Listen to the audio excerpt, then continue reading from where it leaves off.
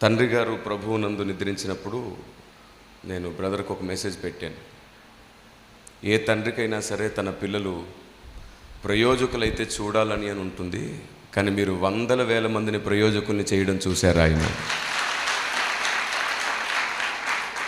అంతకంటే ఒక తండ్రికి అదృష్టకాలం ఇంకొకటి ఉండదేమో. నేను ఒక ఇద్దరు పిల్లలకు తండ్రినైన తర్వాత నాకు అర్థమైంది, తండ్రి తాను ఉన్నా లేకపోయినా తన పిల్లలు గొప్పవారై ఉండేటట్లు, సమృద్ధిలో ఉండేటట్లు ప్రతి తండ్రి ప్రయాసపడతాడు. ఏ కొరత లేకుండా తన పిల్లలు ఉండాలని ప్రతి తండ్రి ఇష్టపడతాడు. అలాగే విజయప్రసాద్ రెడ్డి గారు, అలాగే కాంతికళ గారు దేవుని కొరకు వాడబడ్డం ఆయన చూడడమే కాదు, వారు అన్ని విషయాల్లో సమృద్ధిలో స్థిరపడిపోయి ఉండడాన్ని ఆయన చూశారు. నాకు తెలిసి ఒక తండ్రి ఇంతకంటే సమృద్ధిలో, ఇంతకంటే ప్రశాంతంగా దేవుని యొద్దకు చేరే కాలం ఇంకొకటి ఉండదు. కాబట్టి ఈ సందర్భంలో తండ్రి నేర్పించిన సంగతులను జ్ఞాపకం చేసుకుంటూ, తండ్రి నడిపిన మార్గాన్ని జ్ఞాపకం చేసుకుంటూ, తండ్రి ప్రేమను నెమరు వేసుకుంటున్నటువంటి ఈ గడియలో నేను మీ అందరికీ మన పరలోక తండ్రి మనకు నేర్పిస్తున్న దాన్ని జ్ఞాపకం చేయాలనుకుంటున్నాను. మీకు తెలుసా, గలతీ పత్రిక 4వ అధ్యాయము 4వ వచనంలో తండ్రి చేత నిర్ణయింపబడిన కాలము వచ్చే వరకు కుమారుడు సంరక్షకుల యొక్కయో గృహ నిర్వాహకుల యొక్కయో ఆధీనములో ఉండును అని రాయబడింది. కారణం ఏమిటో తెలుసా?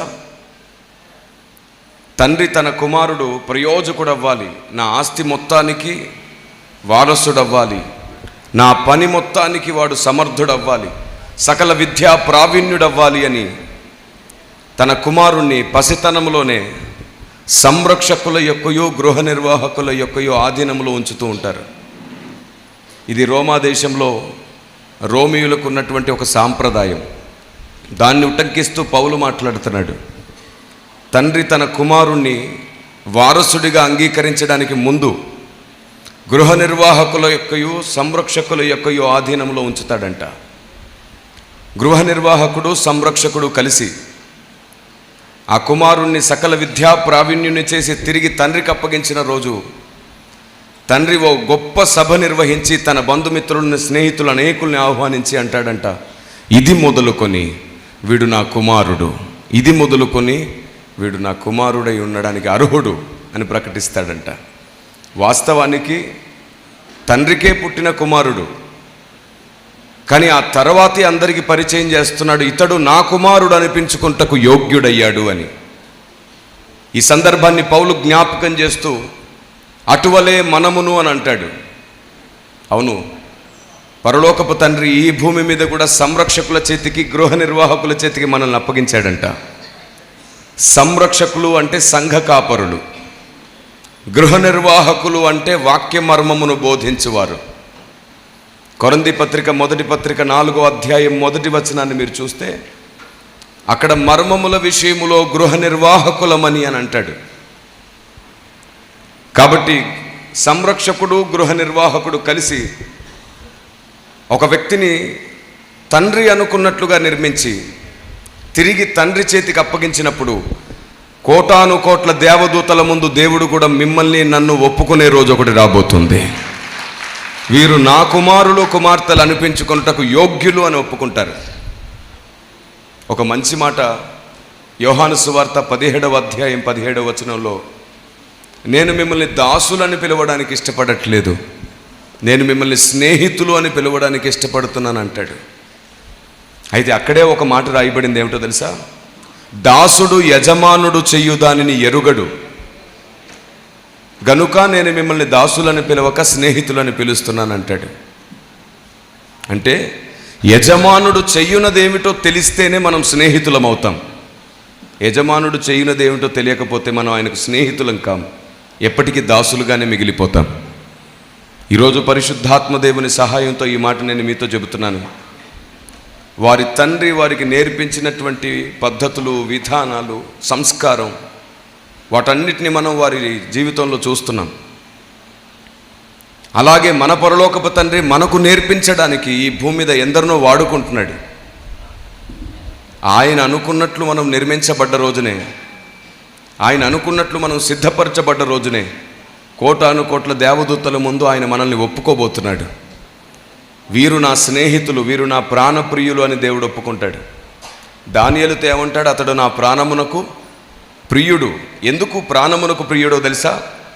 ఆయన చేయనదేమిటో ఎరిగినవాడు. దావీదునంటాడు నా హృదయానుసారుడు. ఎందుకు హృదయానుసారుడో తెలుసా? దేవుడు చేయనదేమిటో తెలుసుకున్నవాడు. కానీ ఈరోజు మనకు నచ్చినది దేవుడు చేస్తున్నాడనే భ్రమలో ఉన్న మనల్ని పరిశుద్ధాత్మ దేవుడు పురికొల్పాలనుకుంటున్నాడు. ఆయన ఏం చేయాలనుకుంటున్నాడో గుర్తెరిగి దాన్ని చేయువారు ఆయన దృష్టికి ప్రయోజకులు, ఆయన దృష్టికి ఆయన వారసులు. ఆమేన్. సో అలాగూ దేవుడు చేయనదేమిటో, ఆయన చిత్తమేమిటో తెలుసుకొని దాన్ని ఈ భూమి మీద సాధించేవారే ఆయన వారసులు, ఆయన కుమారులు, ఆయన కుమార్తెలే వర్ధిల్లుతారు. మీకు తెలుసా, బైబిల్ గ్రంథం మన చేతుల్లో ఉంది, కానీ బైబిల్ గ్రంథంలో దేవుడు తన గురించి రాయించుకున్న అనేక సంగతులు ఇప్పటికీ మనకు అర్థం కాలేదు. అలా ఎన్నో సంగతులు అర్థం కాకుండా తండ్రిని సంతోషపెట్టడం ఎప్పటికీ సాధ్యం కాదు. తండ్రి సంతోషపడాలి అంటే తండ్రి హృదయం మనకు అర్థం కావాలి. ఉదాహరణకి నేను మిమ్మల్ని ఒక్క మాట అడుగుతాను, ఆలోచించండి. ఈ భూమి మీద మనుషులు పుట్టక మునిపే ఎంతమంది పరలోకానికి వెళ్తారో, ఎంతమంది నరకానికి వెళ్తారో ముందే దేవునికి తెలుసు కదా. సకల భవిష్యత్తును ఎరిగిన దేవుడు కదా. ఒకవేళ ముందే ఎరిగిన వాడైతే ఈ నరకానికి వెళ్ళేవారిని ఎందుకు పుట్టిస్తున్నట్టు? కారణం ఏమిటన్నట్టు? చాలా పెద్ద కారణం ఉంది, చాలా ఉన్నతమైన న్యాయమైన కారణం ఉంది. అదేమిటో మనం తెలుసుకునే ప్రయత్నం చేసినప్పుడే దేవుడు సంతోషిస్తాడు. పరలోక చట్టము గూర్చి, పరలోక న్యాయమును గూర్చి, దేవుని జ్ఞానమును గూర్చి, యుగములలో తరములలో దేవుడు దాచిన మర్మమును గూర్చి మనం తెలుసుకున్న రోజునే మనం ఆయనకు వారసులమై వర్ధిల్లుతాం. ఎందుకంటే మన సంపూర్ణత మన నీతి క్రియల మీద మాత్రమే ఆధారపడి లేదు. మన సంపూర్ణత దేవుని జ్ఞానము మీద ఆధారపడి ఉంది. ఎఫెసీ పత్రిక 1వ అధ్యాయం 8-10 వచనాలను మీరు గమనిస్తే అక్కడ రాయబడి ఉంటుంది, దైవ చిత్తానుసారమైన మర్మము వలన మనకు సంపూర్ణ జ్ఞాన వివేచన అని. ఈ రోజుకి దేవుడు ఏం చేస్తున్నాడో తోటి సంఘానికి, విశ్వాసులకు స్పష్టంగా తెలియకపోవడం ఎంత దుఃఖకరం. తండ్రిని దుఃఖపరుస్తూ తండ్రి అనుకున్నట్టు సమర్థులం అవడం ఎప్పటికీ సాధ్యం కాదు. తండ్రి సంతోషపడేటట్లు ఉండాలి అంటే తండ్రి చేయునదేమిటో మనకు అర్థం కావాలి, తండ్రి చేసినదేమిటో మనకు అర్థం కావాలి, తండ్రి చేయబోవునదేమిటో కూడా మనకు అర్థం కావాలి. అవేవి తెలియకుండా మనం ఎప్పటికీ తండ్రిని సంతోషపెట్టలేం. నేను 100% నమ్ముతున్నాను, విజయప్రసాద్ రెడ్డి గారు వారి సహోదరి తమ తండ్రిని తమ జీవితకాలం మొత్తంలో సంతోషపెట్టారని నాకు అర్థమవుతుంది. ఆయన ఎలాంటి దుఃఖంతో కాదు, 100% సంపూర్ణ సంతోషంతో ఈ లోకాన్ని విడిచిపెట్టి వెళ్ళారు అని నేను నమ్ముతున్నాను. అవును, తండ్రిని సంతోషపెట్టగలిగిన కుమారుడు కుమార్తె ఉండడం ఆ తండ్రి అదృష్టం, ఆ తండ్రి ధన్యత. వారంటారు అలాంటి తండ్రి దొరకడం మా అదృష్టం అని వారంటారు. కానీ తండ్రి అంటాడు ఇలాంటి పిల్లలు పుట్టడమే నా అదృష్టం అని అంటాడు. ఖచ్చితంగా ఆయన పరదేశంలో ఉన్నారు. ఆదాం మొదలుకొని ఇప్పటి వరకు ఎందరో భక్తుల్ని కలుస్తూ ఉండుంటారు. ఆయన బహుశా మనందరినీ ఇప్పుడు జ్ఞాపకం చేసుకునేంత టైం కూడా ఆయనకు ఉండకపోవచ్చు. ఎందుకంటే పితరులందరినీ కలుస్తూ ఎన్నో సంగతులను మాట్లాడుతూ ఎన్నో విషయాలను చర్చిస్తూ ఈ లోకాన్ని మర్చిపోయి పరలోకాన్ని ఆనందిస్తున్నారు. ఆయన ప్రాణప్రియుడైన క్రీస్తు ప్రస్తుతం ఆయన ముందే ఉండుంటాడేమో, ఆయనకు అన్నిటినీ పరిచయం చేస్తున్నాడేమో. దేవుని ప్రజ, ఒకరోజు మనం ఆయన ముందుకు వెళ్ళినప్పుడు ఆయన సింహాసనం మీద నుండి లేచి వచ్చి మనల్ని హత్తుకొని ముద్దాడే రోజు రావాలి. ఆయనే సింహాసనం మీద నుంచి లేచి గౌరవించే స్థాయి ఈ భూమి మీదకి రావాలి అంటే గుర్తుంచుకోండి, ఆయన చేయనిదేమిటో మనకు తెలియాలి. ఆయన చేయనిదేమిటో తెలియనంత వరకు మన భక్తి జీవితం ఎప్పటికప్పుడు మరుగున పడిపోతూ ఉంటుంది. మీకు తెలుసా, ఈ లోకంలో నీతి, యథార్థత, పరిశుద్ధత, మంచితనం ఎంత ఉన్నత పాత్ర పోషిస్తుందో వాటి వలననే పరలోక రాజ్యంలో ఉన్నత సింహాసనం దొరకడం మాత్రం సాధ్యం కాదు. ఎందుకంటే నరుని క్రియలు దేవుని దృష్టికి మురికి గుడ్డలు. ఈ సందర్భంలో ఒక్క రహస్యం చెప్పాలనుకుంటున్నాను. మీకు తెలుసా, క్రీస్తు ఈ లోకం నుండి ఆరోహణుడై వెళ్ళిన తర్వాత ఆ రోజు నుండి ఈ రోజు వరకు ఆయన తన సొంత సింహాసనంలో కూర్చోలేదు. మళ్ళీ నేను రిపీట్ చేస్తున్నాను, క్రీస్తు ఈ లోకం నుండి ఆరోహణుడై వెళ్ళిన తర్వాత ఆ రోజు నుండి ఈ రోజు వరకు ఆయన తన సొంత సింహాసనంలో కూర్చోలేదు. అదేమిటి సార్ అంత మాట అన్నారు? తండ్రి కుడిపార్శ్వంలో ఉన్నారు, కూర్చున్నారని ఉంది కదా అని మీరు అడిగే అవకాశం ఉంది. కానీ మీరు గమనించాలి, ప్రకటన గ్రంథం 3వ అధ్యాయం 21వ వచనంలో రాయబడింది ఏమిటో తెలుసా? ప్రకటన గ్రంథం 3వ అధ్యాయము 21వ వచనం. అక్కడ ఇలా ఉంటుంది: నేను జయించి నా తండ్రితో కూడా ఆయన సింహాసనమందు కూర్చుండి ఉన్న ప్రకారం జయించిన వానిని నాతో కూడా నా సింహాసనమందు కూర్చుండనిత్తును. ఇందులో ప్రారంభపు మాట చూసారా? నేను జయించి నా తండ్రితో కూడా ఆయన సింహాసనంలో కూర్చున్నాను. ఇప్పుడు చెప్పండి, క్రీస్తు ఎవరి సింహాసనంలో కూర్చున్నాడు? ఆయన ఇక్కడ నుండి ఆరోహణుడై వెళ్ళిపోయి కుడిపార్శ్వంలో కూర్చున్నాడు, కానీ అది ఎవరి సింహాసనం చెప్పరేంటండి? మీకు తెలుసా, తెలియని విషయమును గూర్చి మాట్లాడకపోవడం మంచిది, తెలిసిన విషయమును గూర్చి కేకలేసి చెప్పడం మంచిది. నీకు తెలిసింది ఒకవేళ తప్పైతే దేవుడు దాన్ని సరిచేస్తాడు. నువ్వు చెప్పేదే నిజమైతే అది ప్రకటించేటట్లు చేస్తాడు. ఆమేన్. సత్యము వినడం మాత్రమే కాదు, దాన్ని కేకలు వేసి ప్రకటించే వాళ్ళం అవ్వాలి. అది తండ్రికి సంతోషాన్ని ఇస్తుంది. అవును, విజయప్రసాద్ రెడ్డి గారు తన తోటి వారిని అలాగే పెంచడం నేను గమనించాను. నాకు చాలా ప్రియమైన సహోదరులు, ప్రియమైన స్నేహితులు. ఎన్నోసార్లు మా మనస్సును, మా అభిప్రాయాలను పంచుకుంటూ ఉంటాం. ఎన్నోసార్లు ఇప్పుడున్నటువంటి సమాజ పరిస్థితుల్ని బాగు చేయడానికి అతని కృషి, అతని ప్రయాస ఎప్పటికప్పుడు నేను కూడా ఆశ్చర్యపోతుంటాను.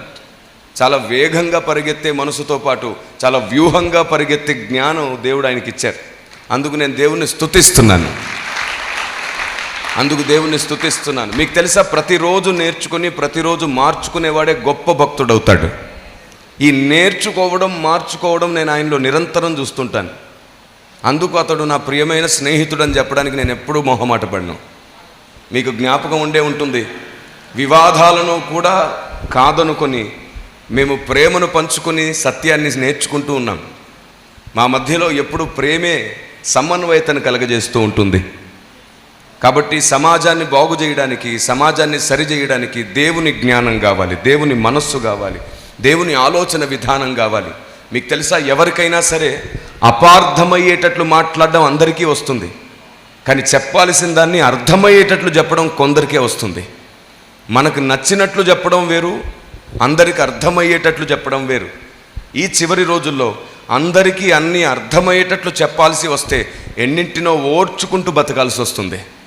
అన్నింటినీ అర్థమయ్యేటట్లు చెప్పడానికి అనేక నిందలు, సమస్యలను కూడా ఎదుర్కోవాల్సి వస్తుంది. అలాంటి వాటి విషయంలో పర్వతం వంటి వాడు నా ప్రియ స్నేహితుడు. ఇంకా బలవంతుడవ్వాలని ప్రభువు నాకిచ్చిన అధికార అభిషేకాన్ని బట్టి దీవిస్తున్నాను. ఇంకా బలవంతుడవ్వాలి. ఆయనకు తెలుసు, నా ప్రార్థనలో, నా కన్నీటి ప్రార్థనలో నేను ఆయన్ని చాలాసార్లు జ్ఞాపకం చేసుకుంటుంటాను.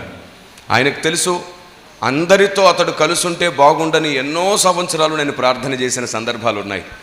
మంచి మనసున్నవాడు మాటలో కాఠిన్యం చూపించగలడేమో కానీ తన మనసులోని ఆలోచనతో దైవచిత్తం ఖచ్చితంగా నెరవేరుస్తాడు. Praise the lord. సో అలాంటి కాఠిన్యం ఉన్నా సరే, ఎప్పటికైనా సరే ఈ భూమి మీద దేవుని చిత్తాన్ని నెరవేర్చే మంచి మనసును దేవుడు మనకి ఇవ్వాలనుకుంటున్నాడు. క్రీస్తు యేసునకు కలిగిన ఈ మనస్సు. కాబట్టి క్రీస్తును గురించి మాట్లాడుతూ నేను ఒక మాట చెప్తున్నాను. ఆయన ఆరోహణుడై వెళ్ళిపోయాడు, తండ్రి సింహాసనంలోనే కూర్చున్నాడు. ఇప్పటి వరకు ఆయన సొంత సింహాసనం ఎక్కలేదు. ఆయన ఎప్పుడు ఎక్కబోతున్నాడో తెలుసా? మీతో, నాతో, మనందరితో కలిసి ఆయన సింహాసనం ఎక్కాలనుకుంటున్నాడు. Praise the lord. ఈ మాటను మీరు గమనించారా?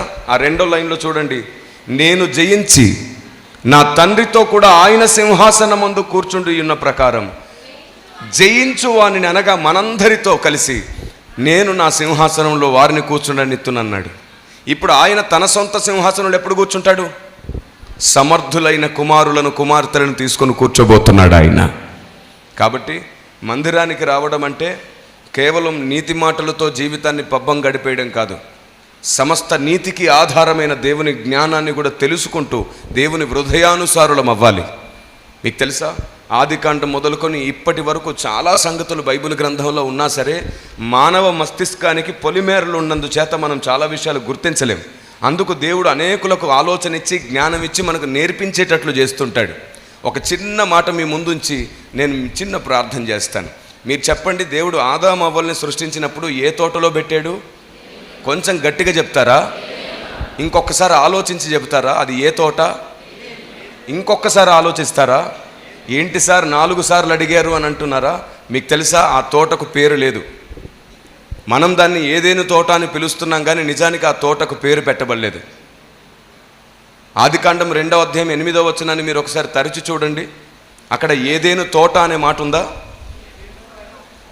అదే కదా సంగతి. ఏమని రాయబడింది? దేవుడైన యెహోవా ఏదేనులో ఒక తోట వేశాడు. ఆ ఒక తోట పేరేంటో మనం దాన్ని పట్టించుకోలేదు. సహజంగా దానికో పేరు లేదు కాబట్టి ఈ ఏదేను అనేటువంటి అరణ్యంలో ఆయన వేసిన తోటను కూడా ఏదేను అని పిలవడం అలవాటయ్యింది. పర్వాలేదు, పిలవండి, పిలవడంలో తప్పు లేదు. కానీ వాస్తవాన్ని కూడా గుర్తించి పిలుద్దాం, వాస్తవాన్ని కూడా తెలుసుకొని పిలుద్దాం. ఇలాంటి మిస్టేక్స్ అండి, 3000 పైచిలకు మిస్టేక్స్ ఇప్పటికీ మనం తెలియకుండానే నమ్మేస్తున్నాం, మాట్లాడేస్తున్నాం.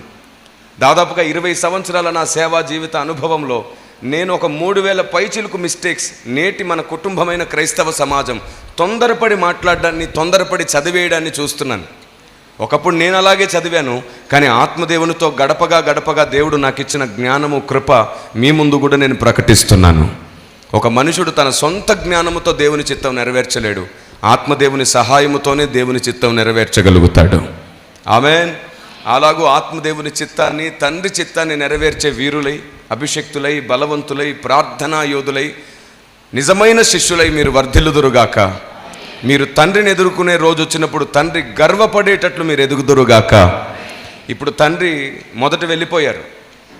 విజయప్రసాద్ రెడ్డి గారు, అలాగే కాంతికళ గారు, వారి కుటుంబం ప్రభు రాకడ పర్యాంతం పరిచర్య చేసి ఒకరోజు మరలా ఈ లోకాన్ని మీరు అందరం కలిసి విడిచిపెట్టి వెళ్ళిపోతాం. ఆ రోజు సమయానికి విజయప్రసాద్ రెడ్డి గారి కోసం, తన సహోదరి కోసం కూడా దేవుడు అక్కడ ఆయనకు సాక్ష్యం చెప్పునుగాక. ఎప్పుడైతే మనం పరదేశికి వెళ్తామో అక్కడ తండ్రి గర్వముగా తలెత్తుకోవాలి. భూమి మీద మిమ్మల్ని కన్నందుకు నాకు ఇక్కడ ఎంత గౌరవం, సన్మానం దొరికిందో తెలుసా అని దేవుడు ముందు ఆ తండ్రి ఒప్పుకునే రోజు రావాలి. కాబట్టి దేవుని పరిచర్య చేయడం, దేవునికి నచ్చిన పరిచర్య చేయడం ఈ భూమి మీదే కాదు, పరలోకంలో కూడా గౌరవ ఘనతలను కారణంగా మారుస్తుంది. అలాంటి శాశ్వత కాలపు ఘనత, గౌరవం దేవుని మనస్సులోనూ, ఈ లోకంలోనూ, పరలోకంలోనూ దేవుడు మీకు అనుగ్రహించునుగాక. కనికరము కలిగిన నా పరమ తండ్రి, నా దేవ, సర్వకృపానిధి, ఆలోచనకర్త, ఆది సంభూతుడమైన దేవ, మా అందరి ఆత్మలకు నీవే ప్రభువు, ఆకాశమునకు భూమికి అధిపతివి నీవే. నిన్ను గూర్చిన జ్ఞానము వలననే మేము నిన్ను సంతోషపెట్టగలుగుతాం. నీ చిత్తమును గ్రహించుట వలననే నీవు సంతోషపడు పని భూమి మీద చేయగలుగుతాం. మా ప్రార్థనా గదిలో మేము మోకరించినప్పుడు నీ చిత్తము, నీ మనసు మాకు బయలుపరిచి మమ్మల్ని వాడుకోండి. మా దేవా, చేరిన సంఘమంతటితో, చేరిన సేవకులకు, బంధుమిత్రులకు, స్నేహితులకు మీరు ఆదరణ ఇవ్వండి. ఈరోజు ఈ మాటలు నీ పిల్లలు విన్నారు. తండ్రి పరదేశిలో పితరులందరితో కలుస్తున్న గడియ, తండ్రి పరదేశిలో నీ వలన ఘనత పొందుతున్న గడియ, తండ్రి పరదేశిలో నిన్ను నేరుగా చూస్తున్న సమయం. నీకు ఇష్టమైతే ప్రభువా, ఈ భూమి మీద జరుగుతున్న కార్యమును గూర్చి కూడా మీరు ఒక సాక్ష్యము తెలియజేయండి. తండ్రి సంతోషములో ప్రభువా ఒకరోజు మేమందరము పాలివారం అవునట్లుగా, పరలోక తండ్రి చిత్తం భూమి మీద నెరవేర్చున్నట్లుగా మమ్మల్ని కూడా సిద్ధపరచండి. విజయప్రసాద్ రెడ్డి గారు, అలాగే ప్రభువా శాంతికళ గారు, వారి కుటుంబం, వారి పిల్లలు ఈరోజు ఈ మాటల వలన నూతన ధైర్యం పొంది, నూతన బలం పొంది అనేకుల కొరకు నీ చిత్తము నెరవేర్చే స్తంభములై వర్ధిల్లుదురుగాక. ఎప్పటికీ ఎవ్వరూ కదర్చలేని స్థాయిని, అంతస్తును, అభిషేకాన్ని, ఆత్మ వివేకమును మీరు మరలా నూతనముగా అనుగ్రహించండి. మీరు మహిమ పొందుమని యేసు పేరట దీవిస్తున్నాను పరమ తండ్రి.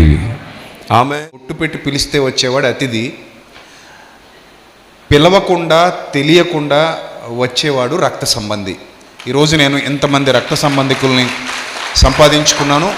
మీ అందరికీ నా నిండు వందనములు మరోసారి హృదయపూర్వకంగా తెలియజేస్తున్నాను. వేదిక మీద ఉన్నటువంటి సోదరులకు మాత్రమే కాకుండా వేదిక మీద ఉన్నటువంటి దేవుని పిల్లలకు, అలాగే అక్క చెల్లెమ్మలకు, అన్నదమ్ములకు అందరికీ నా హృదయపూర్వక నిండు వందనములు శిరస్సు వంచి తెలియజేస్తున్నాను. సేవకురాండ్రకు, సేవకులకు కూడా ఈ విషయాలు తెలియజేస్తున్నాను. అలాగే ఆ రోజు మా నాన్నగారు చనిపోయినప్పుడు నిజంగానే నేను ఎవరికి ఎలాంటి ఇన్ఫర్మేషన్ ఇవ్వలేదు. మేము డైలమాలో ఉన్నాం, ఆయన చనిపోతాడని అనుకోలేదు.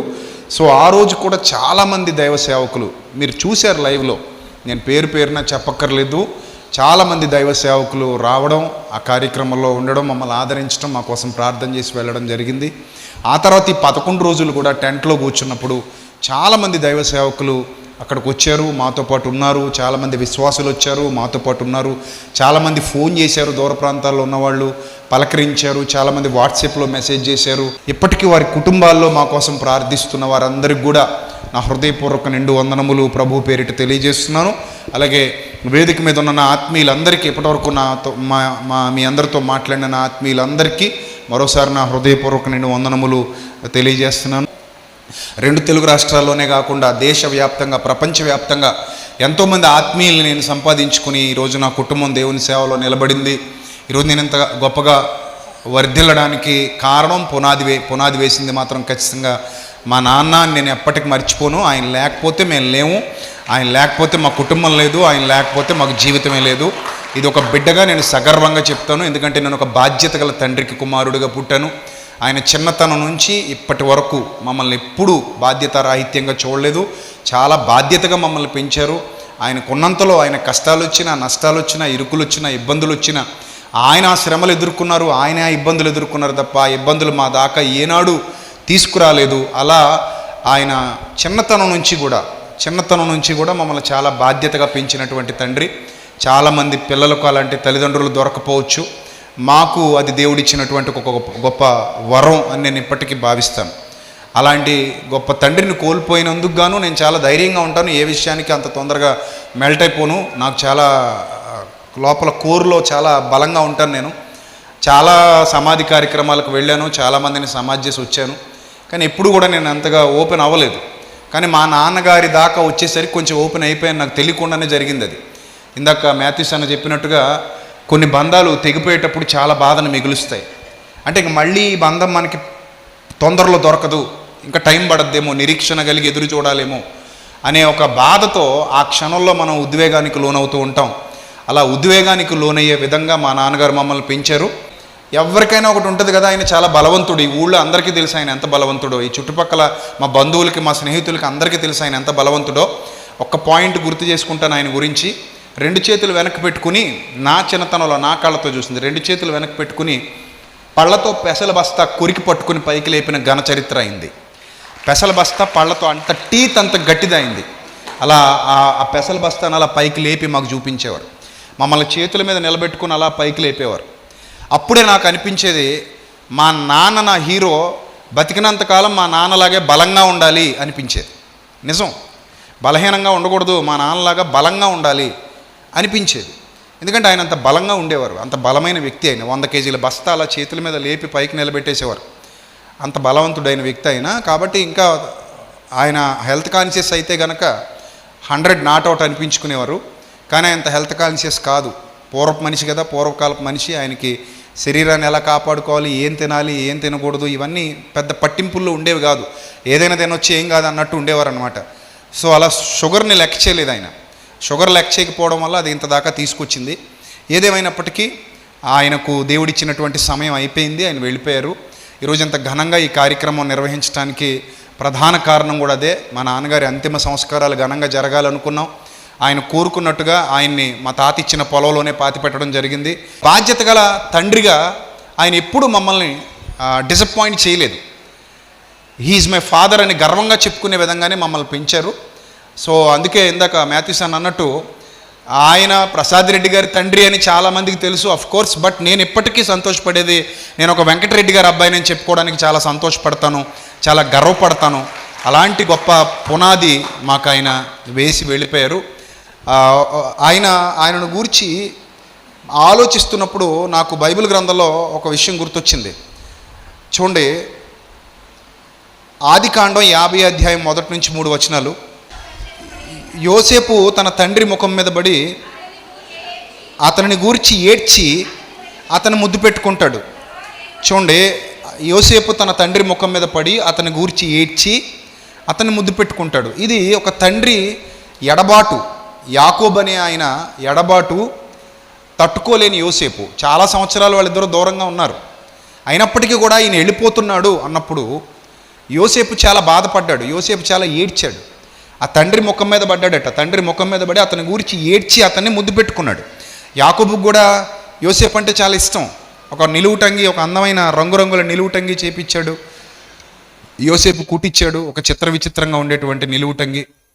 అంటే ఒక బాధ్యత గల తండ్రి వెళ్ళిపోతున్నప్పుడు ఒక బాధ్యత గల కుమారుడికి ఆ బాధ, కన్నీరు, దుఃఖం సహజంగానే వస్తాయి. అలా నాకు కూడా వచ్చాయి. కానీ ఆ తర్వాత నన్ను నేనే వాక్యంతో మోటివేట్ చేసుకున్నాను. ఏమనంటే తెస్సలోనిక పత్రికలో వ్రాయబడినటువంటి మాట, నిరీక్షణ లేని ఇతరుల వలె మనం ఏం చేయకూడదు, దుఃఖపడకూడదు. అలా దుఃఖపడకుండా మనల్ని ఓదార్చడానికి ఆ ఓదార్పు వాక్యం దేవుడు మనందరికీ ఆల్రెడీ ఇచ్చేశారు. సో కాబట్టి స్టార్టింగ్లో మనకు కొంత అలాంటి ఫీల్ కలిగినా కూడా ఆ ఓదార్పు వాక్యం ఏదైతే ఉందో అది మమ్మల్ని ఓదార్చింది, మా కుటుంబాన్ని అంతటినీ ఓదార్చింది. మా అన్నయ్య కానివ్వండి, మా వదినమ్మ కానివ్వండి, మా పిల్లలు కానివ్వండి, మా చెల్లెమ్మ, మా బావ, మా ఇంట్లో మా కుటుంబ సభ్యులు, నా భార్య, మా భార్య కుటుంబ సభ్యులు, మా అక్కలు, బావలు అందరూ కూడా చాలా ఓదార్చారు. మా కుటుంబ బంధువులు అందరూ వచ్చేసారు. ఎవరూ మమ్మల్ని ఒంటరిగా వదలలేదు. ఫస్ట్ నుంచి ఇప్పటి వరకు కూడా మాతోనే ఉన్నారు. మా గ్రామ ప్రజలందరూ మాతో ఉన్నారు. మా బంధుగణమంతా మాతో ఉంది. కారణం ఆయన అందరికీ తల్లో నాలుకలాగా వెళ్ళిపోయేవాడు కాబట్టి అందరూ ఆయన ఇష్టపడతారు, అందరూ ఇష్టపడేవారు. సో అలా ఇష్టపడుతూ ఆయన అజాత శత్రువుగా మిగిలిపోయాడు. ఆయన అజాత శత్రువుగా ఒకే ఒక విషయంలో ఆయన ఒక మంచి పని చేసినందుకు నాకు ఎప్పటికి గుర్తు. ఒక మంచి పని చేసినందుకు ఆయన్ని ఒక నాయకుడు వెంబడించాడు. అంటే ఇవన్నీ అప్రస్తుతమైన విషయాలే కానీ గుర్తు చేసుకుంటున్నాను, ఎందుకంటే ఒక అతనికి హెల్ప్ చేశాడు ఆయన. అలా హెల్ప్ చేసినందుకు ఆయన ఎక్కడికో రామవరం వెళ్ళిపోతుంటే ఆయన ఫాలో అయ్యాడనమాట ఒక నాయకుడు. ఎందుకు ఫాలో అయ్యాడంటే పగ తీర్చుకుందామని అనుకోవచ్చు, లేకపోతే ఇంకేదైనా అయ్యి ఉండొచ్చు. అప్పుడు మా నాన్నగారి దగ్గర భారతీయుడి కత్తి ఉండేది. మరి ఇప్పుడు అది ఎక్కడుందో నాకు తెలియదు. అది ఫస్ట్ మా నాన్నగారి దగ్గర చూశాను, తర్వాత భారతీయుడి సినిమాలో చూశాను నేను. అది సేమ్ డిట్టో అలానే ఉంటుంది, డిట్టో, నో ఇంకా డౌట్. ఇంకా రెండు ఒకేలాగా ఉంటాయి చూడడానికి. సో ఆ కత్తి ఆయన దగ్గర ఉండేది. ఎక్కడికైనా మరి వ్యాపారం నిమిత్తం వెళ్ళినప్పుడు డబ్బులు ఉండేవో, ఆ డబ్బులు ఉంటాయని ఆ ప్రాంతాలకు, ఆ చాకలనాడు ప్రాంతాలకు వెళ్ళినప్పుడు ఏమైనా ఇబ్బంది అవుద్దని పెట్టుకున్నాడో తెలియదు, కానీ ఒక కత్తి మాత్రం ఆయన దగ్గర ఉండేది. ఇప్పుడు నేను మారు మనసు పొందకముందు తొలి దినాల్లో. అప్పుడు ఒకరోజు ఆ కత్తి నాకు నచ్చి దాచుకున్నా. వెతుక్కున్నట్టున్నాడు, దొరకలేదు. నా దగ్గరికి వచ్చాడు, మరి నా కత్తి ఏమైనా తీసావా అని అడిగితే కొడతారేమో అని భయంతో, చిన్నోడు కదా, నేను తీయలేదన్నాను. నిజం చెప్పి అబద్ధాలు చెప్పకు, నువ్వు తీసావు కదా అని గట్టిగా అడిగితే, తీసానన్నా, అందంగా ఉంది, పెయింట్ వేద్దామని తీసాను, తుప్పు పట్టేస్తుంది, పెయింట్ వేసి దాద్దామని మళ్ళీ మీకు ఇద్దామని పెయింట్ వేద్దామని తీసానంటే, అప్పుడు పెయింట్ వేద్దాం ఏమొద్దు, ముందు అది పట్టుకురా అంటే పట్టుకొచ్చా. మళ్ళీ తీసేసుకున్నాడు. మరి అది ఎక్కడ పెట్టాడు నాకు తెలియదు. అప్పుడు ఈ విషయం నాకు చెప్పాడు, అరే నేను ఇది ఎవరినో ఏదో దాడి చేయడానికో, నాకు ఎవరో శత్రువులు ఉండబట్టో నేను పెట్టుకోలేదురా, ఇది కేవలం ఏదో అలా సరదాగా ఎప్పుడో చేయించుకున్నాను నేను, ఇది ఎక్కడో కత్తులు చేసే దగ్గర నచ్చి చేయించుకున్నాను, కొనుక్కున్నానో చెప్పాడు ఆయన. సో ఇది నేను స్వీయ రక్షణ కోసం పెట్టుకున్నాను అప్పట్లో. ఆ తర్వాత ఆ వ్యక్తే నాకు మిత్రుడైపోయాడు, నా శత్రువుగా, అతడు నన్ను శత్రువుగా భావించిన వాడు కూడా నాకేమైపోయాడు, మిత్రుడైపోయాడు. ఇప్పుడు అతడు కూడా నాకు శత్రువు కాదు అని ఒక విషయం చెప్పి, నేను ఒకళ్ళకి మేలు చేశాను, అతని శత్రువుకి నేను మేలు చేశాను, ఎక్కడో జైల్లో ఉంటే విడిపించుకుని వచ్చాను. అలా విడిపించుకుని వచ్చినందుకు నా మీద పగ పెంచుకున్నాడు ఆయన. నువ్వు విడిపించకపోతే వాడిని ఎవడు విడిపించకపోయేవాడు కదా అని పగ పెంచుకున్నాడు. సో అలా పగ పెంచుకొని నన్ను వెంబడించాడు. ఒక టైంలో నేను వెళ్ళిపోతుంటే నన్ను వెంబడించాడు. సో వెంబడించినప్పుడు నేను భయపడలేదు. నాకు దేహదారుఢ్యం ఉంది, అతను వచ్చి నన్ను ఫిజికల్గా ఏం చేయలేడు నాకు తెలుసు. నేను ధైర్యంగా అతనికి ఎదురు నిలబడ్డప్పుడు అతనే భయపడి వెనక్కి వెళ్ళిపోయాడు. సో అప్పుడు నా దగ్గర పెట్టుకున్నాను. అలా పెట్టుకున్న దీన్ని నేను అప్పటికింకా ఆయన మారు మనసు పొందలేదు, ఆయనకు వాక్యం తెలియదు, ఏమీ తెలియదు. అలా పెట్టుకున్న దీన్ని నేను పక్కన పెట్టేశాను. ఎందుకు పక్కన పెట్టేశానంటే, దీంతో మనం సాధించేది ఏముండదురా, మనుషుల్ని కోల్పోతాం, ప్రాణాలు కోల్పోతాం, అలాంటి పనులు మనం ఎప్పుడు చేయకూడదు, అది మంచి పద్ధతి కాదు. ఇలా మాకు ఎన్నోసార్లు నేను గొడవలకు వెళ్ళినప్పుడు, లేకపోతే లోకంలో ఇష్టం వచ్చినట్టు వ్యవహరించినప్పుడు, వాళ్ళతో వీళ్ళతో దెబ్బలాట్లకు వెళ్ళినప్పుడు, ఇలాంటి పంచాయతీలు ఏమైనా జరిగితే నా యవనంలో, అలాంటి సందర్భాల్లో కూడా మమ్మల్ని కూర్చోబెట్టుకుని ఇలాంటి విషయాలు ఎన్నో మాకు బోధించిన ఘనత మా నాన్నగారిది. అంటే నువ్వు ఇలా ఉండాలి, ఇలా చేయకూడదు, ఇలా బతకాలి, ఇలా జీవించాలి, ఇలాంటి అనుభవాలు ఉంటాయి, ఇలాంటి దారులు గుండా వెళ్లాల్సి వస్తుంది, ఎట్టి పరిస్థితుల్లో కూడా నువ్వు ఇలాంటి మార్గాలు ఎంచుకోకూడదు అని చెప్పేవాడు. ఇవేవి ఆయనకి అప్పటికి యేసుప్రభు వారి బోధలు వినలేదు ఆయన. అప్పటికి ఇంకా ఆయనకి అంత నాలెడ్జ్ లేదు. ఎందుకంటే రాహేలమ్మ గారు, మా అమ్మ, తర్వాత మాణిక్యమ్మ గారు, దయామణి గారు, రూతమ్మ గారు, వీళ్ళందరూ ఇక్కడ అప్పట్లో వీళ్ళు మాత్రమే ఈ ప్రాంతంలో ప్రభువుని అంగీకరించారు. అప్పుడు వీళ్ళు చాలా ఇబ్బందులు ఎదుర్కొన్నారు మా నాన్న వల్ల. ఎందుకంటే ఆయన అంగీకరించలేదు కాబట్టి. ఆయన మీకు తెలుసు, ఆయన పరమ రామ భక్తుడు, హనుమాన్ భక్తుడు. సో వీళ్ళని ఎప్పుడూ యాక్సెప్ట్ చేసిన వ్యక్తి కాదు, యాక్సెప్ట్ చేయలేదు. ఆ తర్వాత వీళ్ళందరి ప్రార్థన, వీళ్ళందరి పట్టుదల, మా అమ్మ పట్టుదల. సో అలా మెల్లిమెల్లిగా ఆయన కూడా మారు మనసు పొందటం, ఆయన కూడా పాటలు పాడడం. మీరు విన్నారు కదా, సమానులు ఎవరో ప్రభు పాట పాడారు. అంతకుముందు ఆ పద్యాలు రాగాలు తీసినటువంటి ఆయన శ్లోకాలు పాడినటువంటి వ్యక్తి తర్వాత మెల్లిమెల్లిగా ఆయన ప్రభు మార్చుకొని ఇక్కడ అనేక ప్రాంతాలకు వెళ్ళి ఆయన పాటలు పాడుతూ ఆయన దేవుణ్ణి ఆరాధిస్తూ వచ్చారు. చివరిగా కూడా ఆయన ఇక మరణిస్తారనడానికి కొన్ని రోజుల ముందు కూడా ఆయన ఇంట్లో కూర్చొని మా చెల్లితో పాటు కలిసి ఈ సమానులు ఎవరు పాట పాడడం. అప్పటికే ఆయన ఇక బయటకు రావడం తగ్గిపోయింది, ఇంకా రాలేని పరిస్థితిలోనే ఉన్నారు. మంచం మీద కూర్చొని అలా పాట పాడడం. సో చాలా ఆనందదాయకం, ఇవన్నీ కూడా చాలా సంతోషదాయకం. ఏది ఏమైనప్పటికీ ఆయన చివరి దినాల్లో నాకు మొన్న ఆసక్తి కలిగించిన విషయం, స్క్రీన్ మీద మీకు ఫోటో చూపిస్తాడు సాగర్, చూడండి. స్క్రీన్ మీద మీకు ఒక ఇమేజ్ చూపిస్తాం. ఆయన దగ్గర నిఘంటు బైబిల్ లేదు.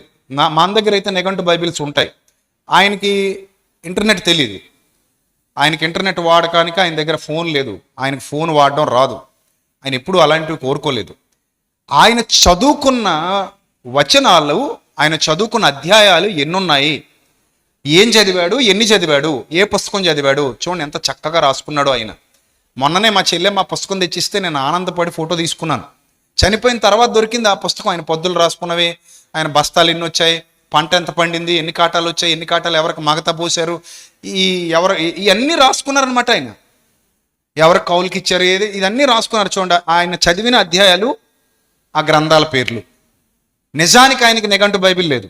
ఆయన దగ్గర ఏ ఫోన్ లేదు. ఇక్కడ ఉన్న అందరికీ తెలుసు ఆయనకి ఎలా ఫోన్, ఈ మొబైల్ ఫోన్ ఎలా యూజ్ చేయాలో కూడా ఆయనకు తెలియదు. ఆయనకు వచ్చిందల్లా ఒకటే, ఫోన్ మాట్లాడడం, కట్ చేసి పక్కన పెట్టేయడం, అంతే.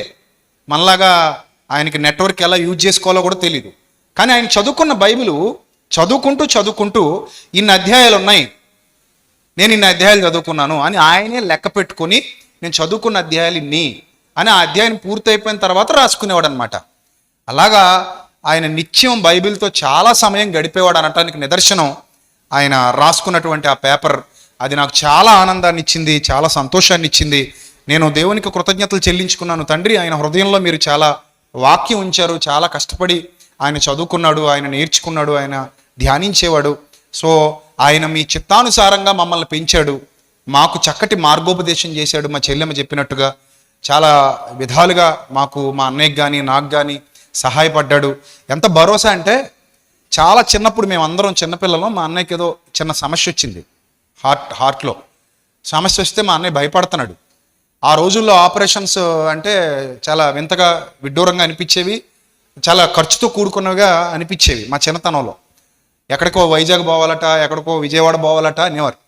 అలాంటి సమయంలో మా అన్నయ్య ఈ హార్ట్ ప్రాబ్లం ఏదో వచ్చి అప్పట్లో చిన్నది ఇబ్బంది పడుతుంటే, మా అన్నయ్య భయపడిపోతుంటే దానికి మా నాన్న నన్ను మా అన్నయ్యని పక్కన కూర్చోబెట్టుకుని మా అన్నయ్యతో మాట్లాడుతూ అన్న మాట, అరే పెద్దోడా, దీనికి ఎందుకురా భయపడతావు?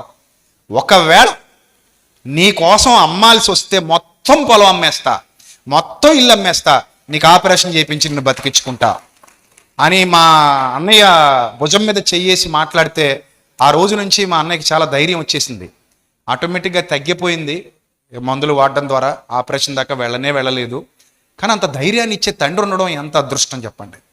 అరే నేను ఉన్నాను రా, నీకు ఏం కాదు, నేను చూసుకుంటా, ఆ మాట అనే తండ్రి ఉండడం చాలామందికి ఉంటారు అలాంటి తండ్రులు. మా ఒక్కరికే కాదు, అంటే మా నాన్న కాబట్టి కొంచెం అతిశయంగా చెప్పుకుంటున్నాం, కానీ మీకు కూడా అలాంటి నాన్నలు ఉంటారు. ఇందాక మాథ్యూస్ అన్న చెప్పినట్టు ఒక్క మాట మాత్రం చెప్తాను. చాలా సందర్భాల్లో, అంటే ఇది నా తప్పేమో అనిపిస్తుంది నాకు, చాలా సందర్భాల్లో ఆయన అనేవాడు, అరే నువ్వు ఎక్కడెక్కడ తిరిగినా మాకు కనబడి పోరా అనేవాడు. మాకు కనబడుతుండ్రా, ఇంటికి వచ్చి ఎక్కడెక్కడికో తిరుగుతున్నావులే, మంచిదేలే, కానీ కొంచెం కనబడరా అనేవాడు. నేను అస్సలు కనబడేవాడిని కాదు, ఎక్కడో పోయేవాడిని. నేను ఆయనకు గుర్తుండేవాడిని ఏమో ఎక్కువ, కానీ నాకు ఆయన గుర్తుండేది తక్కువ అండి. ఇప్పుడు నేను నిజంగా చాలా చింతిస్తున్నాను. ఇందాక మాథ్యూస్ అని చెప్పినట్టు, అరే ఇప్పుడు ఉంటే బాగుండేమో అనిపిస్తుంది, కానీ లేరు, ఇంక మళ్ళీ రారు, ఇక రారు. మాకు కనబడిపోరా, నువ్వు ఎక్కడ పోయినా మాకు కనబడిపో అనేవాడు ఆయన. నేనేమో ఎక్కడెక్కడికో తిరగడం, రాత్రి వచ్చేసరికి 2, 3 అవ్వడం, ఇంకేం కనబడతాం లేని పడుకోవటం, పొద్దున్న లేవడం, మళ్ళీ ఏదో పనిలో మునిగిపోవడం, జస్ట్ వెళ్ళిన ఒక 10 నిమిషాలు, ఒక అర్ధగంట, ఒక గంట ఉండి మళ్ళీ జంప్ అయిపోవడం, నాన్న పోతున్నా అని చెప్పేసి పోవడం. అరే ఎక్కడికో ఏదేదో దేశం వెళ్తున్నావంట, వెళ్తున్నా నాన్న, ఎప్పుడు వస్తావురా, ఒక 10 రోజులు పడద్దేమో నాన్న, 15 రోజులు పడద్దేమో అనేప్పుడు అలా పోయినప్పుడైనా కనబడిపోతుండ్రా, వెళ్ళి అమ్మకు కనబడు అనేవాడు ఆయన. సో అలాగా ఒక తండ్రి మనసు ఎప్పుడు పిల్లల మీదే ఉంటుంది, తల్లి మనసు ఎప్పుడు పిల్లల మీదే ఉంటుంది. కానీ పిల్లల మనసు ఎందుకో తల్లిదండ్రుల మీద అంతగా ఉండదు. ఇది నిజం, ఇది పచ్చి నిజం. కానీ ఆ తప్పు నా జీవితంలో కూడా జరిగింది. ఇందాక మాథ్యూస్ అన్న చెప్తున్నాడు, ఇప్పుడు ఏడుస్తాం కదా, ఉంటే బాగుండు అనిపిస్తుంది. నిజంగానే అన్నయ్య నువ్వు చెప్పేది 100% రైట్ అంటున్నాను. నేను ఆ పక్కన కూర్చొని పోయిన క్షణాలు ఇంకా మా అమ్మతో సమయం గడపాలంతే ఉన్నంతకాలం, ఇంకా అది తప్ప మాకు వేరే దారి లేదు. ఏది ఏమైనప్పటికీ దేవుని మహాకృప వల్ల ఒక తరం గతించిపోయింది. మా ఇంటి పెద్ద, మా యజమాని వెళ్ళిపోయారు. తరము వెంబడి తరము గతించిపోతుంది. ఏదో ఒక రోజు మనం కూడా వెళ్ళిపోతాం. ఈ వెళ్ళిపోయే క్రమంలో చివరిగా నేను మాట్లాడుతున్న ఒకటే మాట, మా నాన్నగారి నుంచి మేము నేర్చుకున్నది, ఆయన కోపం చాలా వచ్చేది, కానీ మంచు కరిగిపోయినట్టు కరిగిపోయేది. వెంటనే మర్చిపోయేవారు ఆయన. ఏం మాట్లాడాడో కూడా తెలియదు ఆయనకి. కోపంలో ఏదేదో మాట్లాడేసి తిట్టేసినా కూడా మళ్ళీ కాసేపటికి నేను అన్నాను, నిన్న అలాగా నేను ఎప్పుడు అన్నాను అలా మాట్లాడేవాడు ఆయన. అంత తొందరగా మళ్ళీ అన్నీ మర్చిపోయి, అంటే ఏ రోజుకి ఆ రోజు ఆ మెదడుని తుడిచేయడం అనమాట. ఇందులో అన్నీ పెట్టుకోకూడదు, కక్షలు ఉండకూడదు, కోపాలు ఉండకూడదు, కలిసిమెలిసి ఉండాలి, ఎందుకు మనకి ఇవన్నీ అనేటువంటి మనస్తత్వం కలిగినటువంటి వ్యక్తి. అది మాకు నేర్పించాడు ఆయన. ఈరోజు మేము ఇలా ఇంతమందిలో ఇంత ధైర్యంగా నిలబడి మాట్లాడుతున్నాను అంటే ఒక రకంగా ఆయన నాకు ఇచ్చినటువంటి స్ఫూర్తి. అర్ధరాత్రి కూడా చేలోకి వెళ్ళి రావడం, అర్ధరాత్రి కూడా బ్యాటరీ లైట్ లేకుండా గట్ల మీద నడుచుకుంటూ వెళ్ళిపోవడం, ఏదో పాము గరిచిందిలే, ఏదో కరిచింది, దీన్ని ఏదో కరిచింది, అది ఏంటో కూడా తెలీదు అని ఏదో ఆకుపసరు ఆ కరిచిన దాని మీద వేసేయటం, ఇవన్నీ చూస్తుంటే ఆయుర్వేద జీవన విజ్ఞానంలో ఆయనకున్న అవగాహన చాలా గొప్ప అవగాహన. నేను ఎన్నోసార్లు అనేవాడిని, నాన్న నువ్వు వెళ్ళిపోతే ఈ ఆకేంటో కూడా మాకు ఎవడు చెప్పేవాడు ఉండడు. కొన్ని 100 సార్లు అన్నాను, నన్ను వెళ్ళిపోతే ఈ మందు దేనికి పనిచేస్తుందో, ఈ ఆకు దేనికి పనిచేస్తుందో మాకు చెప్పేవాడు ఉండడు నాన్న అని అనేవాడిని. అంతగా ఆయన దగ్గర పుస్తకాలు ఉండేవి, చిన్న చిన్న పుస్తకాలు, ఆ పాత పుస్తకాలు ఉండేవి. అందులో ఏవో చదువుకునేవారు. ఆ చదువు వచ్చి కాబట్టి, రాయడం వచ్చి కాబట్టి ఆ చదువుకుని చాలా ఆకులు, ఈ ఆకు పేరు ఇది, ఈ మూలిక పేరు ఇది అని చెప్పేవారు ఆయన. అవన్నీ మాకు తెచ్చి ఇచ్చేవారు. సో అలాంటి ఒక మంచి జ్ఞాపకాలు మాకు ఇచ్చి దేవుని సన్నిధికి చేరుకున్నారు. ఆయన ఇచ్చిన జ్ఞాపకాలతో మేము మిగిలిన జీవితం గడుపుతాం, ఆయన ఇచ్చిన స్ఫూర్తితో మిగిలిన జీవితం గడుపుతాం. కాకపోతే ఒకటి మాత్రం నేను దృఢంగా బలంగా నమ్ముతున్నాను, ఏదో ఒక రోజు తప్పకుండా మళ్ళీ ఆయన్ని కలుసుకుంటాను అని ప్రభు పేరిట మనస్ఫూర్తిగా మా కుటుంబ సభ్యులకు, సంఘ బిడ్డలకు, ఇక్కడ ఉన్న అందరికీ నేను మరోసారి తెలియజేస్తూ, ఇంతసేపు ఓపికగా నా మాటలు విన్నందుకు, ఇక్కడికి వచ్చి మమ్మల్ని ఆదరించినందుకు, ఈ వారం రోజులు మాతో పాటు ఉన్నందుకు, మా ఫోన్లు చేసి మాతో మాట్లాడినందుకు, మాకు ఓదార్పునిచ్చినందుకు నా కుటుంబ సభ్యులందరికీ పేరు పేరున మరోసారి నా శిరస్సు వంచి నమస్కరిస్తూ, మరీ ముఖ్యంగా అన్నయ్య మాథ్యూస్ గారు కానివ్వండి, ఆయన బ్రదర్ గారు కానివ్వండి, సహోదరులు కిరణ్ పాల్ గారు కానివ్వండి, ఇక్కడ కూర్చున్నటువంటి నా సహోదరులందరూ ప్రతి ఒక్కరికి పేరు పేరున, రవికుమార్ గారికి, అన్నయ్యకి, అన్నయ్య ఇందాక చెప్పాడు కదా, ప్రారంభంలో మేము మీటింగ్స్ పెట్టినప్పుడు ఆయన వచ్చేవారు. ఈయనకు కూడా చాలా అనుభవాలు ఉన్నాయి మా నాన్నగారితో. అలాగే వచ్చినటువంటి పెద్దలకు అందరికీ పేరు పేరున, నా ముందు కూర్చున్న వారికి ప్రతి ఒక్కరికి నా హృదయపూర్వక నిండు వందనములు మరొకసారి హృదయపూర్వకంగా తెలియజేస్తున్నాను. ఈరోజు మా నాన్నగారు చాలా సంతోషిస్తారు. ఇలాంటి అంటే యాక్చువల్లీ ఆయనకి, మా అమ్మకి, నాన్నకి 60 సంవత్సరాల జర్నీ జరిగింది, 63 సంవత్సరాల జర్నీ దగ్గర. ఈ జర్నీ జరిగింది కాబట్టి 60 years సెలబ్రేషన్ చేద్దామని ఆశపడ్డాం. నేను అదే ఆశపడ్డాను. ఇద్దరిని ఒక వేదిక మీద కూర్చోబెట్టి దైవ సేవకులందరినీ పిలిచి 60 సంవత్సరాలు వైవాహిక జీవితం గడిచింది కదా, వివాహ ఘన మహోత్సవం చేద్దాం అని అనుకున్నాం. ఎందుకంటే నా ప్రసంగాల్లో చెప్పేవాడిని కదా, వివాహం అన్ని విషయములలో ఘనమైనది, అది మీ పిల్లలతో సెలబ్రేట్ చేసుకోండి. పెళ్లి రోజు ఏం ఘనమైంది కాదు, పెళ్ళి అందరూ చేసుకుంటారు, అది అలా కాదు ఘనమైంది. మీ పిల్లల్ని దేవుల్లో నిలబెట్టి మీరు ముసలాళ్ళు అయిపోయిన తర్వాత మీ కళ్ళ ముందు మీ పిల్లలు దేవుని కొరకు బ్రతుకుతూ ఉంటే అప్పుడు మీరు మీ వివాహ ఘన మహోత్సవం జరుపుకోండి అని చాలా ప్రసంగాల్లో నేను చెప్పాను. అప్పుడు మీ వివాహం ఘనమైనది అని చెప్పాను. అప్పుడు పరిపూర్ణం అవుతుంది అని చెప్పాను. అలాగా మా నాన్నగారి ఎదుట మేము ముగ్గురు ఉండి చక్కగా వివాహ ఘన మహోత్సవం చేద్దామని ఆశపడే సమయానికి అమ్మకి బ్రెయిన్ స్ట్రోక్ వచ్చేసింది. హాస్పిటల్లో పెట్టాల్సి వచ్చింది. తాను ఒక 10-15 రోజులు ఉంది. అప్పుడు చాలా విలవిల్లాడిపోయాడు ఈయన, ఎలా ఉందని. సరే అమ్మని తీసుకొచ్చాం. అమ్మని తీసుకొచ్చిన తర్వాత నాన్న హెల్త్ పాడైంది. మళ్ళీ నాన్న రికవర్ అయ్యారు అనుకునేసరికి మళ్ళీ అమ్మ హెల్త్ మళ్ళీ ఒక 15 రోజులు మళ్ళీ రాజమండ్రి హాస్పిటల్లో పెట్టాం. అలాగే ఎప్పుడు ప్లాన్ చేద్దామన్నా కూడా వీళ్ళ ఆరోగ్యాలు ఎందుకో మాకు సహకరించలేదు. సో ఇప్పుడు ఆ కార్యక్రమం చేయలేకపోయాం. ఇప్పుడు ఈ కార్యక్రమం చేస్తున్నాం. అందుకే ఇలా ఘనంగా చేయాలని నేను ఆశపడ్డాను. సో మిమ్మల్ని అందరినీ నేను పేరున పిలవకపోయినా సంఘంలో ఒక ప్రకటన చేయగానే అన్ని సంఘాల నుంచి, అటు రాజమండ్రి నుంచి కానివ్వండి, బలభద్రపురం, మండపేట, అన్ని ప్రాంతాల్లో, ఇంకా 2 తెలుగు రాష్ట్రాల్లో అనేక ప్రాంతాల నుండి, ఎక్కడో మంచిర్యాల నుంచి కూడా చాలామంది పిల్లలు వచ్చారు. వరంగల్ నుంచి కూడా నా తమ్ముళ్ళు చాలామంది వచ్చారు. నేను ఎవరిని పేరు పెట్టి పిలవలేదు. ఇంకా హైదరాబాద్ నుంచి కొంతమంది తమ్ముళ్ళు చెల్లెమ్మలు వచ్చారు. ఇంకా చాలామంది రాలేకపోతున్నామని ఫోన్లు చేశారు. మన్నించండి అన్న, ఏదో ఒకరు వచ్చి కలుస్తామని చెప్పారు. సో వచ్చినటువంటి బిడ్డలందరికీ మరొకసారి పేరున నా నిండు వందనములు మరొకసారి తెలియజేస్తున్నాను. అలాగే ఏలూరు నుంచి, విజయవాడ నుంచి వచ్చిన పిల్లలకు కూడా నా నిండు వందనములు మరొకసారి తెలియజేస్తున్నాను. నాకు చెల్లెమ్మలకు, అన్నదమ్ములకు, అలాగే లైవ్లో చాలామంది వీక్షిస్తూ మా కుటుంబం కోసం ప్రార్థిస్తున్నారు. కొంతమంది దైవ సేవకులు కొన్ని కారణాల వల్ల రాలేకపోయారు. పాపం వారు కూడా చాలా బాధపడుతూ మెసేజెస్ చేశారు. వారికి కూడా నా హృదయపూర్వక నిండు వందనములు తెలియజేస్తున్నాను. ఆ పరిశుద్ధమైన మా కన్న తండ్రి, మహోన్నతుడ, దయగల దేవ, కృపగల ప్రభువా, ఇంతవరకు విలువైన మీ మాటల చేత మమ్మల్ని తృప్తిపరిచినందుకు స్తోత్రం తండ్రి. మీ సేవకుల్ని ప్రేరేపించి మా కోసం ఇక్కడికి పంపించినందుకు స్తోత్రం ప్రభువా. అనేక మంది అనేక ప్రాంతాల నుండి ఇక్కడికి వచ్చారు. అనేక మంది లైవ్ ద్వారా వీక్షిస్తున్నారు ప్రభువా.